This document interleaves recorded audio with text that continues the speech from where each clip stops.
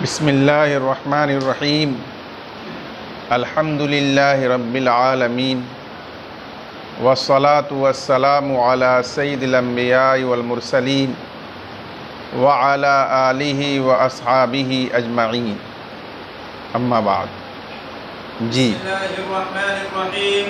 क़ाल वमन इश्तरा जारियतन बैअन फासिदन वतक़ाबज़हा फ़बाअहा वरबिह फ़ीहा तसद्दक़ बिर्रिबहि वयतीबु लिलबायि'i मा रबिह फ़ित्तमनि वल्फ़र्क़ु अन्न الجارية مما يتعين فتعلق العقد بها فيتمكن الخبث في الربح والدراهم والدنانير لا تتعينان في العقود فلم يتعلق العقد الثاني بعينها فلم يتمكن الخبث فلا يجب التصدق، وهذا في الخبث الذي سببه فساد الملك. أما الخبث لعدم الملك عند أبي حنيفة ومحمد رحمهما الله يشمل النوعين لتعلق العقد فيها يتعين حقيقة فيما يتعين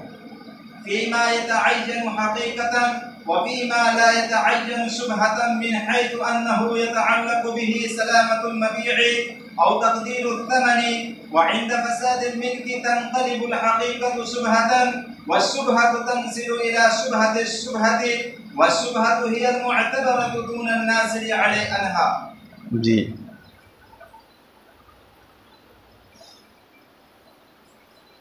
इस इबारत में जो मसला बयान किया गया उसके लिए तमहीद के तौर पर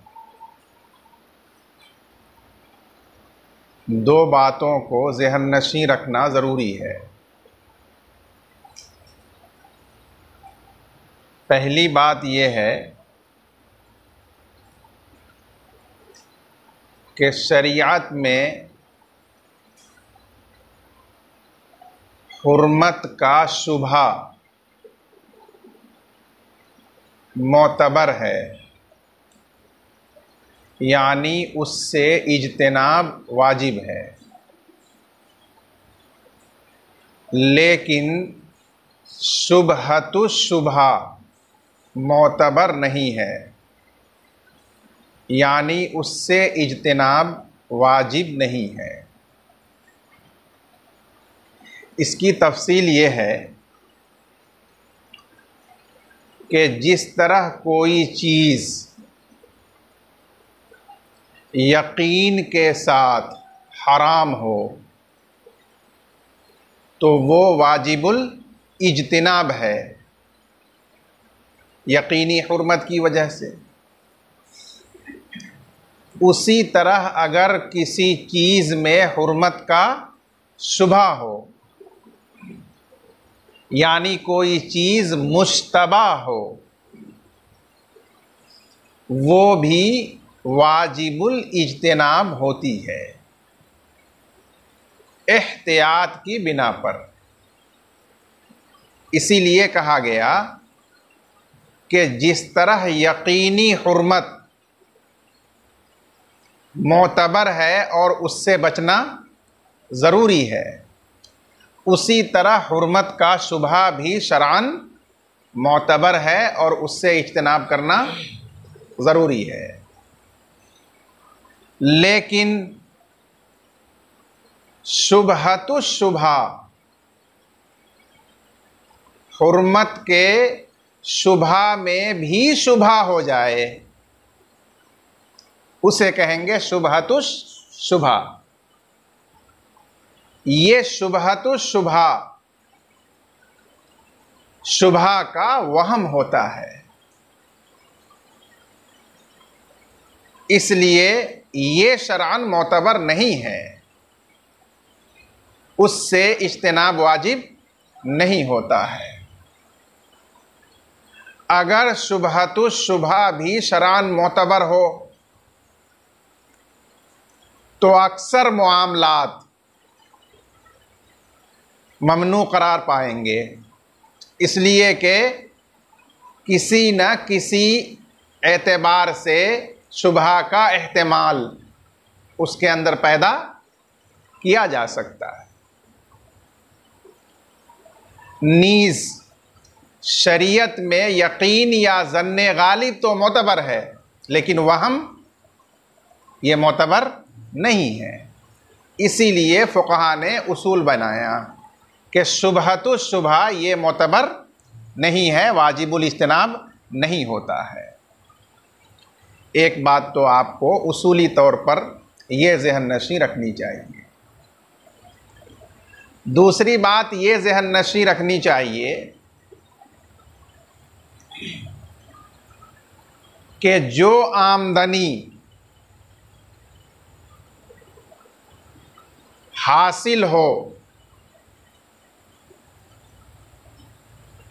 ऐसे माल से जिसमें मिल्कियत नहीं है, वो गैर ममलूक है मुतलक़न। तो ये देखा जाएगा कि वो माले गैर ममलूक आयन है, यानी कोई मुअय्यन सामान है, या वो दैन है, यानी आसमान के कबील से है, नक़द के कबील से है। अगर वो किसी आयने गैर ममलूक से नफ़ा हासिल किया है, आमदनी हासिल की है, तो वहाँ हासिल होने वाली आमदनी हराम है, नाजायज़ है। उस सूरत में उसके अंदर हकीकत खुब्स, हुर्मत की हकीकत मौजूद है। मिसाल के तौर पर किसी शख्स ने दूसरे की किताब को गस्ब कर लिया, दूसरे की बांदी को गस्ब कर लिया, दूसरे का कपड़ा गस्ब कर लिया, इस तरह का मुअय्यन सामान गस्ब कर लिया और उसे बेचकर उसने नफ़ा कमाया,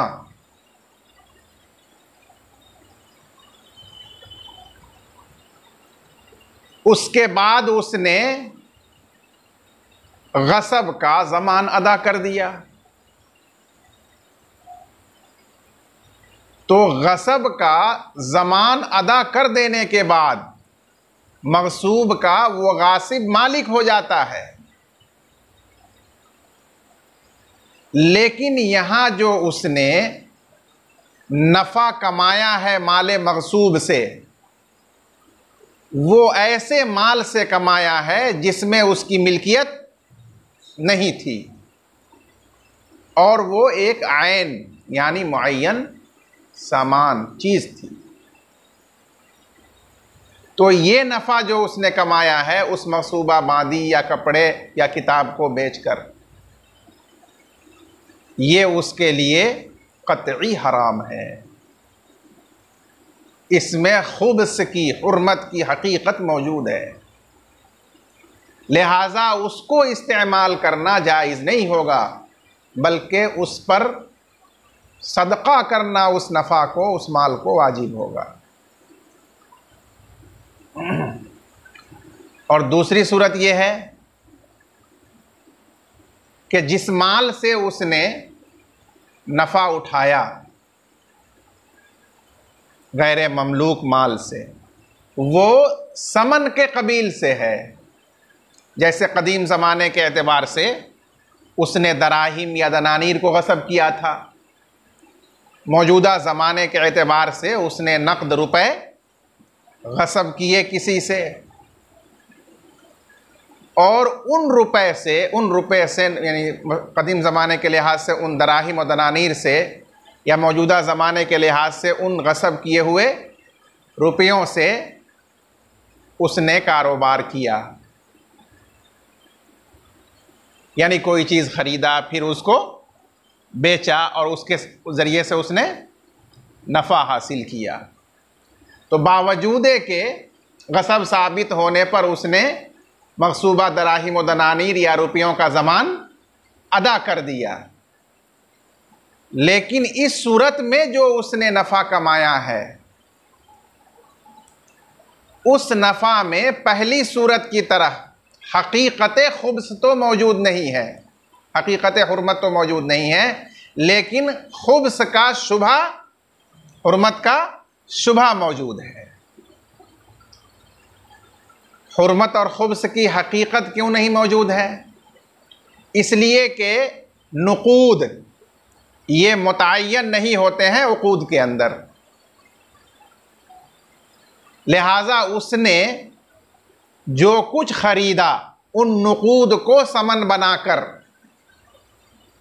तो ज़रूरी नहीं है कि उन्हीं गसब किए हुए नुकूद ही को अदा करके और उन चीज़ों को वो हासिल करे, उनके अलावा भी वो अदा करके उन्हें हासिल कर सकता था। मुतय्यन नहीं होते हैं उकूद के अंदर दराहिम और नुकूद। अलबत्ता उसने उनको ज़रिया बनाया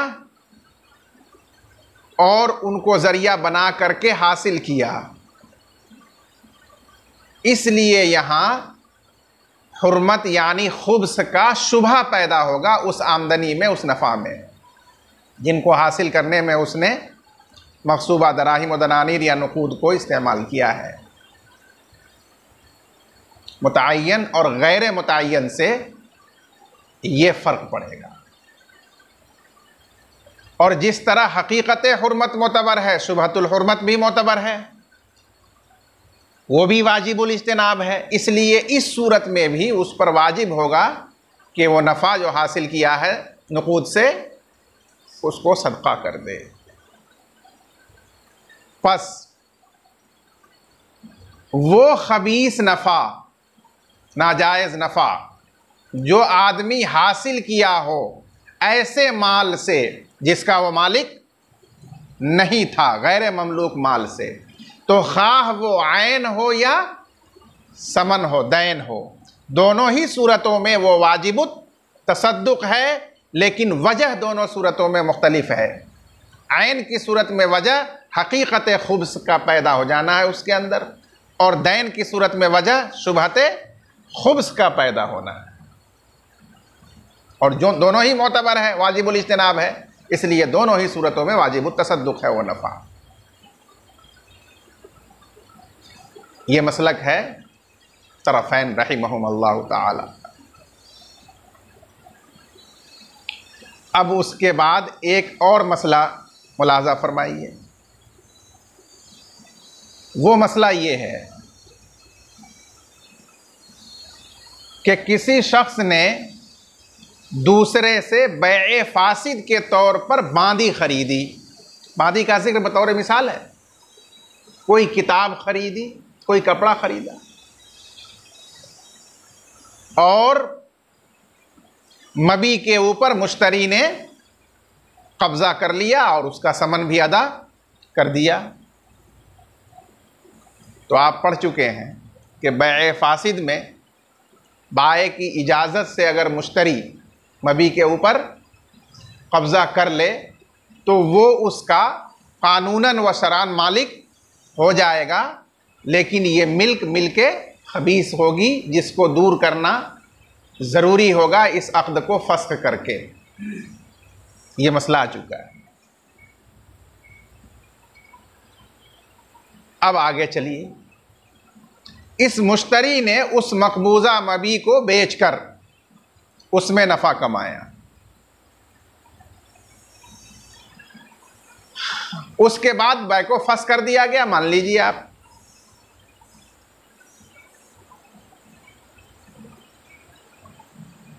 अब बै को जो फस्ख किया नहीं, चूंकि वो बेच चुका है तो बै तो फस्ख नहीं हो पाएगी, उसकी कीमत बतौर तावान उसने वाजिब कर दिया, क्योंकि इस सूरत में मबी ना होने की वजह से अब असले अक़्द का तो फस्ख नहीं होगा, अलबत्ता जो उसकी कीमत थी बाज़ार में वो उसने अदा कर दिया। अब यहां पर जो इसने नफा हासिल किया है वो नफा ऐन से हासिल किया है, क्योंकि बादी या कपड़ा या किताब जो भी आप फर्ज करें वो मुअय्यन सामान है और उससे उसने ये नफा हासिल किया है। लेकिन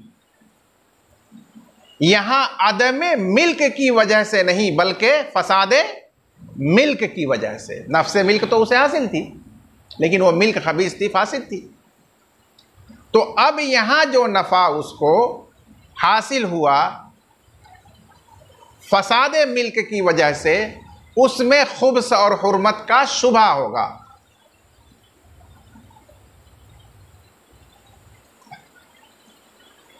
और शुबहा मोतबर है, इस वजह से इस सूरत में वो वाजिबुत तसद्दुक है कि उस नफ़ा को वो सदका कर दे। यानी ऐन से हासिल होने वाला नफ़ा अदमे मिल्क की सूरत में हकीकत खुब्स पर मुश्तमिल हो रहा था, लेकिन वही ऐन से हासिल होने वाला नफ़ा फसाद मिल्क वाली सूरत में एक दर्जा नीचे आ जाएगा। अब उसमें हकीकत खुब्स नहीं बल्कि शुबहतुल खुब्स होगा।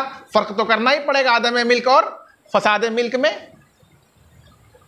बादी से, किताब से, कपड़े से जो नफ़ा हासिल कर रहा था और मुतलक मालिक नहीं था, तो वहाँ तो हकीकत खुब्स या हकीकत हुर्मत थी ना। और अब वही सूरत है कि आयन ही से नफ़ा हासिल कर रहा है लेकिन आदम मिल्क नहीं है। अब यहाँ फसाद मिल्क है, यानी कानूनी मिल्क हासिल है लेकिन वो फासिद और खबीस है।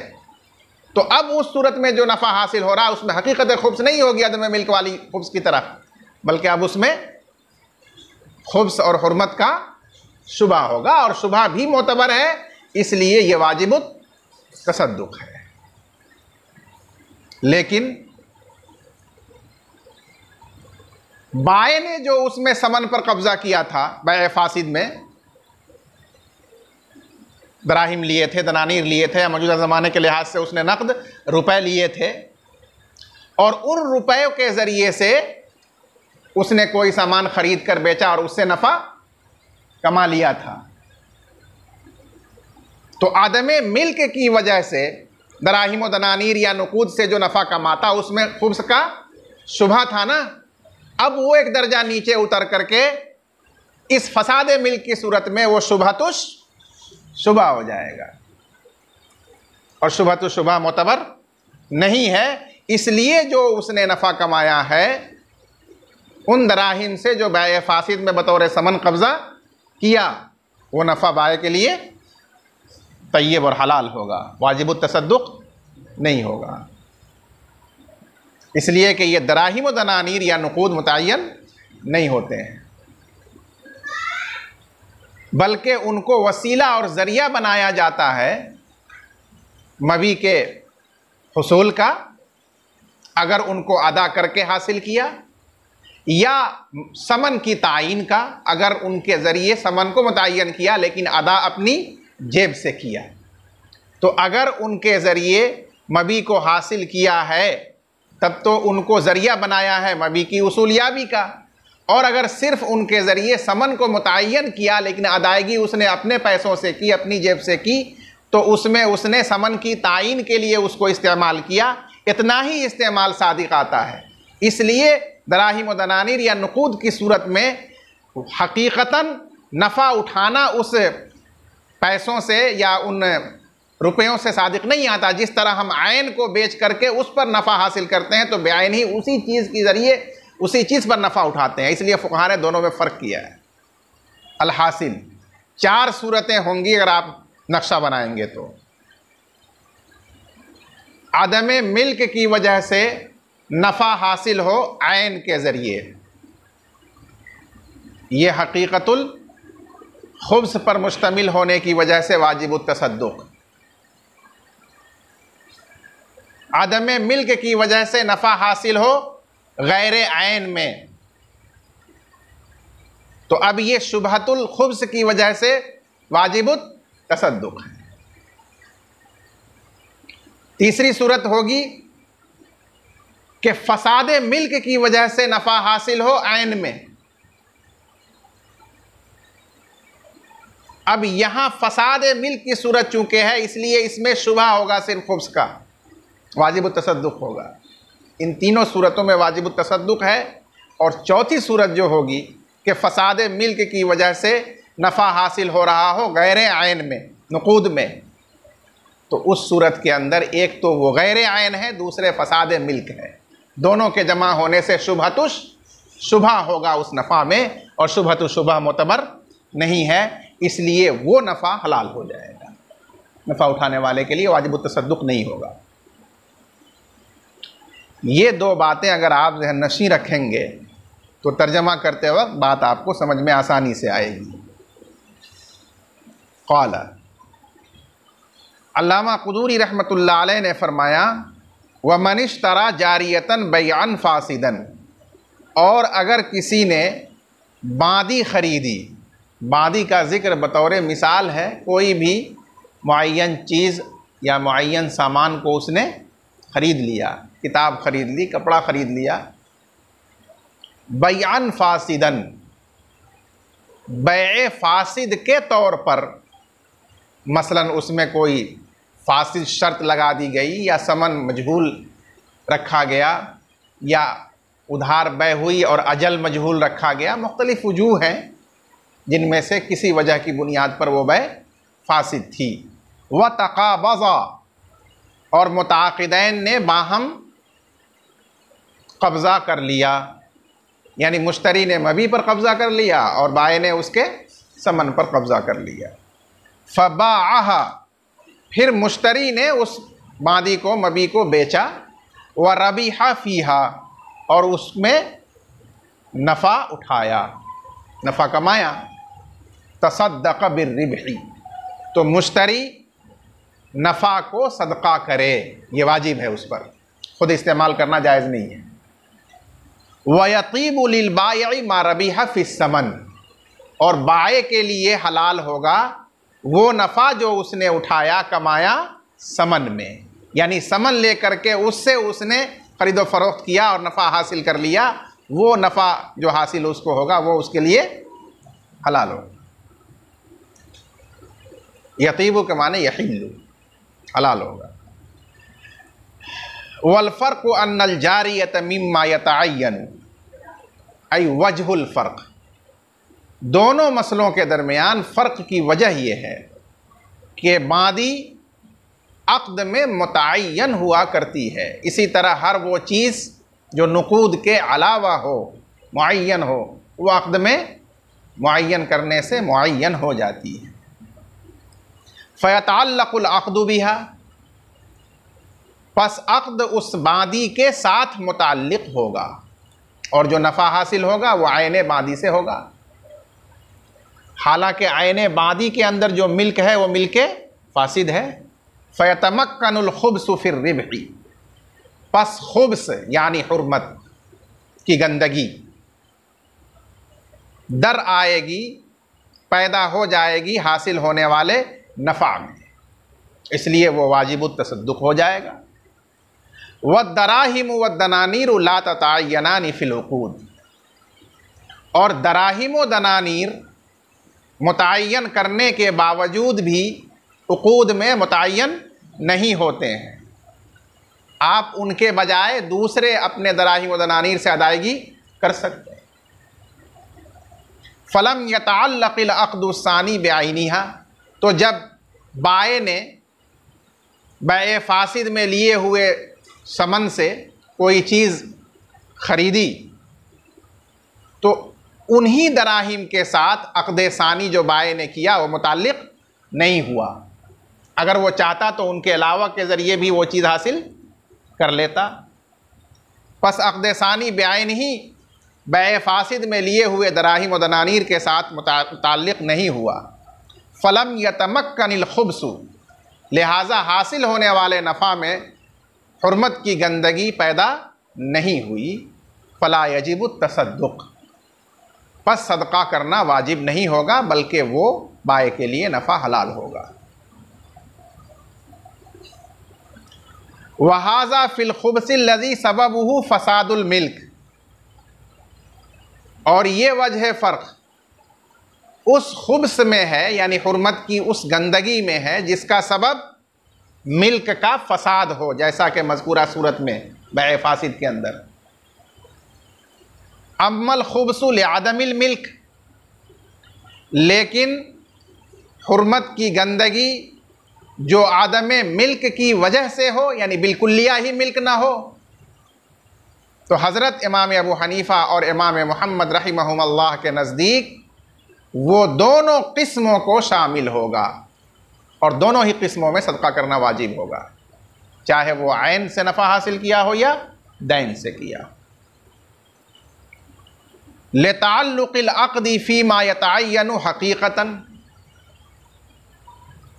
अक़द के यानी बै के मुताल्लिक़ होने की वजह से, फ़ीमा यतअय्यन उस चीज़ में जो मुतअय्यन हो जाती है हक़ीक़तन, और उस चीज़ में जो मुतअय्यन नहीं होती है शुबहतन।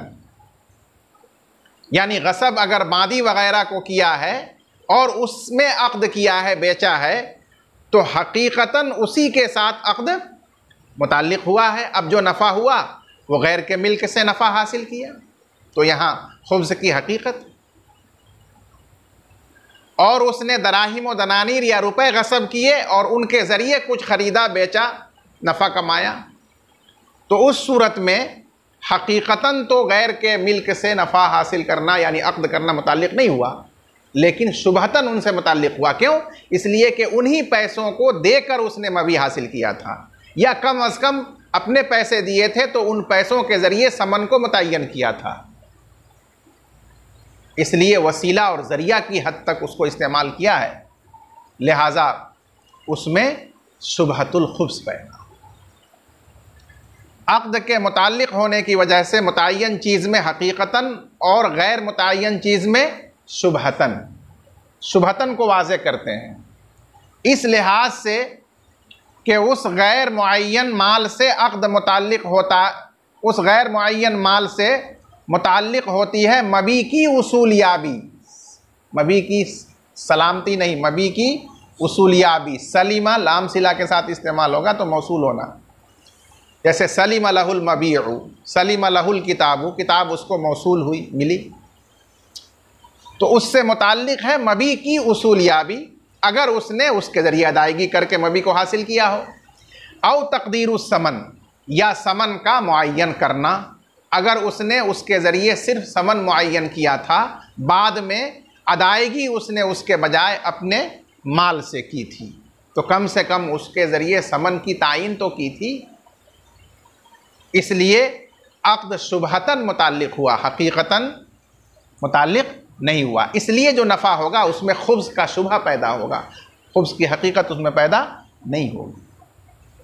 वइंद फ़सादिल मिल्की तनक़लिबुल हकीकत शुबहतन, और मिल्क के फासिद होने के वक्त, जैसा कि बैए फासिद में हकीकत शुबहा बन जाएगी, यानी ऐन में जो हकीकत थी वो उसमें क्या हो जाएगा, शुबहा हो जाएगा। व शुबहतु तंज़िलु इला शुबहति शुबहा, और शुबहा नीचे आ जाएगा शुबहतुश शुबहा की जानिब, यानी जिस सूरत में अदम मिल्क के अंदर शुबहा हो रहा है वो फसाद मिल्क में जाकर के वहाँ शुबहतुश शुबहा होगा। व शुबहतु हियल मोतबरतु दून नाज़िल अन्हा, और शुबहा ही शरअन मोतबर है, वाजिबुल इज्तिनाब है, न कि उससे नीचे वाला, यानी शुबहतुश शुबहा वो मोतबर नहीं है। इसीलिए फसाद मिल्क की सूरत में जहाँ शुबहा है वो तो वाजिब तसद्दुक़ करार दिया गया, यानी ऐन, और जहाँ शुबहतुश शुबहा है उससे नीचे वाला शुबहा है वो मोतबर नहीं हुआ, लिहाजा वाजिब तसद्दुक़ वो नहीं हुआ, वो हलाल हुआ। ये मतलब है इस इबारत का। जी।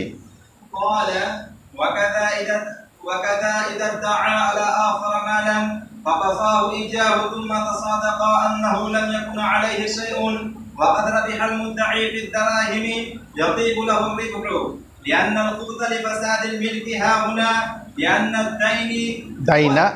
الدين وجب بالتسمية ثم استحق بالتصادق وبدل المستحق مملوك فلا يعمل فيما لا يتعين। इस इबारत में जो मसला बयान किया गया उसको समझने से पहले आपको इस्तेहकाक का एक मसला ज़हन नशीं करना होगा।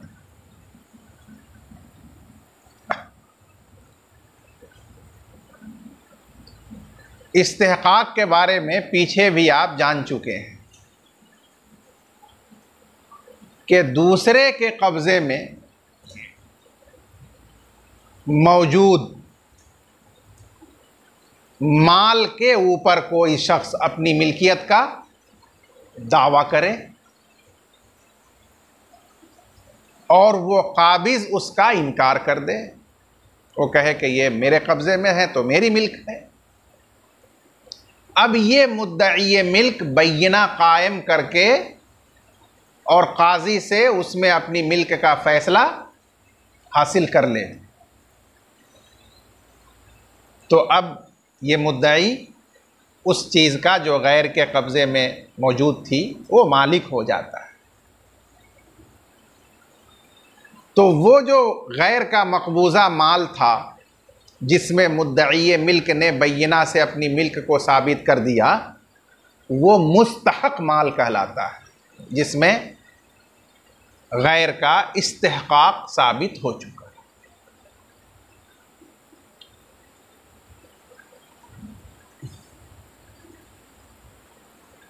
अब फुक़हा के यहाँ उसूल ये है कि माले मुस्तहक के एवज़ में जो चीज़ काबिज़ की तरफ से मुस्तहिक को अदा कर दी जाए तो मुस्तहिक उसका मालिक हो जाता है। मसलन काबिज़ ने कहा कि ये तो माल क़ज़ाए काज़ी के बाद आपकी मिल्कियत हो गया, लेकिन इसके बजाय मैं आपको ये दूसरा सामान देता हूँ, कबूल फरमा लीजिए आप, क्योंकि ये मेरे पास एक ज़माने से है तो इसको रहने दीजिए। या नक़द दिया उसको और वो मुस्तहिक शख्स उसको ले लेता है, तो ये है बदले मुस्तहक। चूँकि क़ज़ाए काज़ी की वजह से कानूनन मुस्तहक माल पर उसकी मिल्क हो चुकी है, इसलिए जो उसका बदल वो हासिल करेगा उसका वो मालिक बन जाएगा, चाहे वो बदल आयन उसको दिया गया हो या बदल उसको दराहिम की शक्ल में दिया गया हो। जो ले लेगा वो उसका वो मालिक कब्ज़ा के बाद हो जाएगा। अब अगर वाक़अतन वो मुस्तहिक उस माल का मालिक था, क्योंकि एक चीज़ तो है काजी के सामने गवाही पेश करके मिल्क का फैसला करा लेना, और एक है इंदल्लाह उसका वाक़अतन वो मालिक भी था, तब तो इस सूरत में जो मुस्तहक का बदल वो हासिल करेगा उसका वो हकीकी मालिक बन जाएगा। लेकिन फ़र्ज़ कीजिए आप कि हकीकतन तो उसका काबिज़ ही मालिक था, इसने उस पर जो दावा किया या तो उसको हड़पने के लिए या किसी गलत फहमी की वजह से गलत दावा किया और गलत बयना कायम करके फैसला उस पर करा लिया, तो अब इसकी नौइयत वही होगी जो बै फासिद की होती है। जिस तरह बै फासिद में नाजायज़ बै हुई है, लेकिन कब्ज़ा कर लेने के बाद कब्ज़ा के सबब से उसका मालिक वो बनता है, लेकिन मिल्क फासिद है। उसी तरह यहाँ भी मुस्तहिक जो मुस्तहक माल का बदल लेगा, दरा हाले के वो इंदल्लाह यानी हकीकतन उसका मालिक नहीं है, तो क़ज़ाए काज़ी के बाद वो ले रहा है, कानूनी तौर पर उसका मालिक बन जाएगा, लेकिन मिल्कियत उसकी फासिद।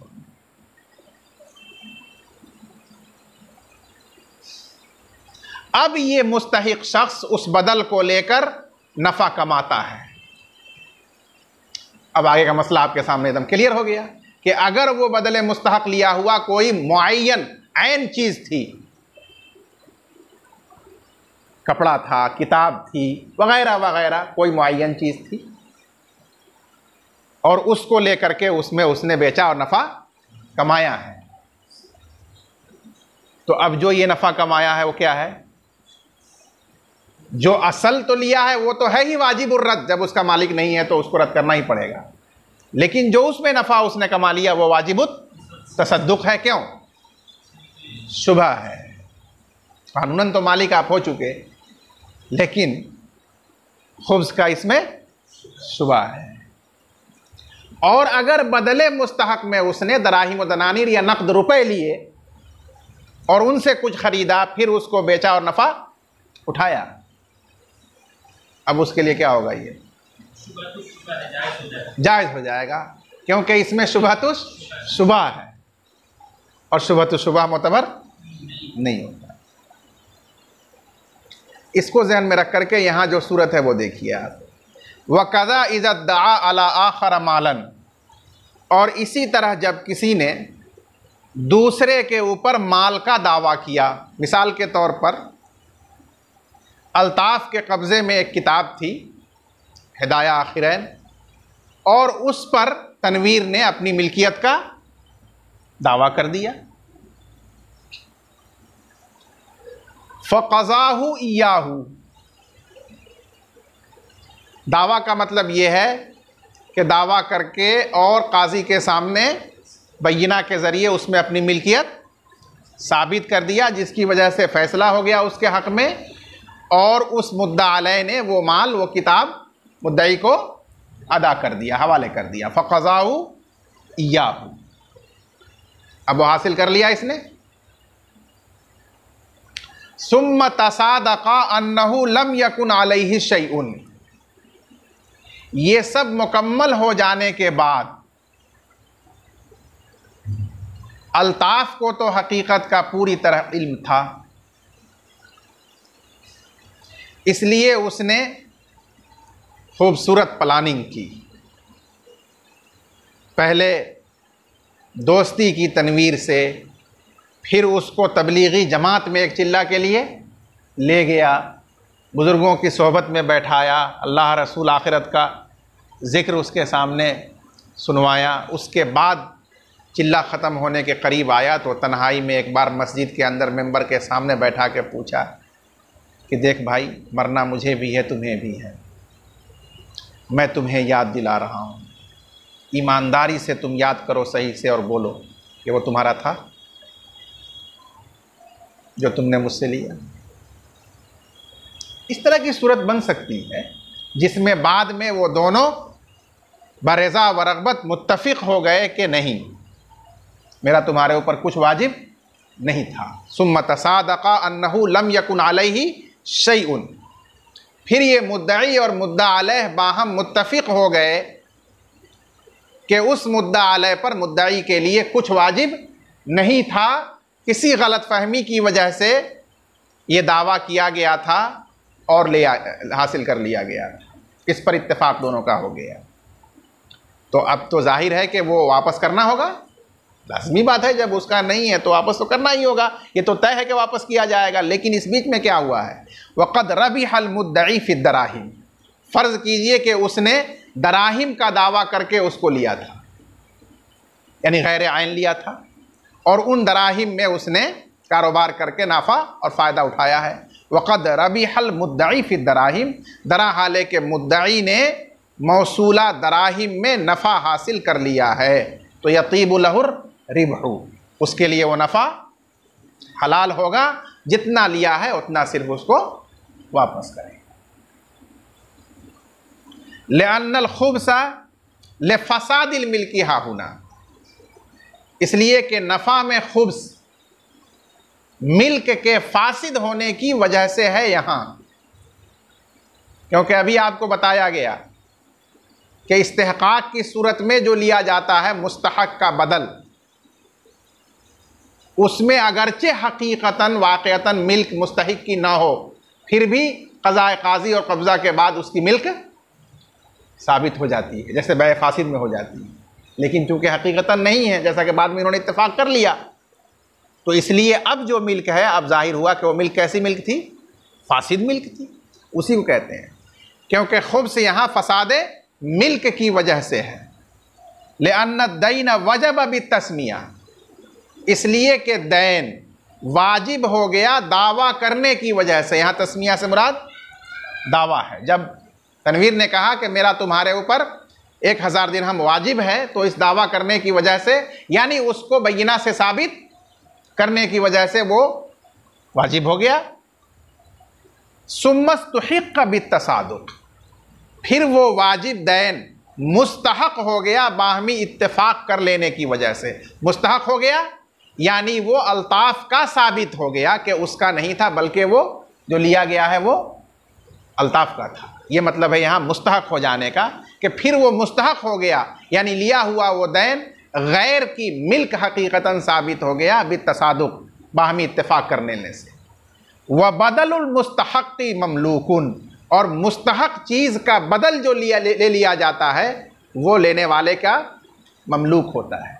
इसलिए वो लिया हुआ ममलूक तो था उसका, लेकिन उसकी मिल्क उसमें फासिद थी।